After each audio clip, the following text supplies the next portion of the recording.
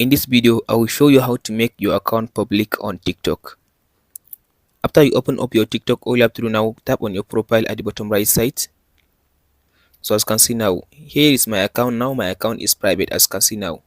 So now to make my account public, all you have to do now, tap on this menu at the top right side. Go to settings and privacy. After you open up your settings and privacy now, tap on this where it says privacy, the second option. After you open the privacy, as you can see now, here is the option now. As you can see here, it says private account. So now all you have to do now, turn off this option.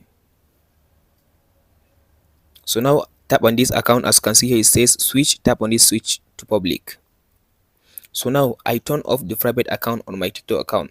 Now if I go back, as you can see now, if I go back again, as you can see now, the option which says your account is private now has disappeared.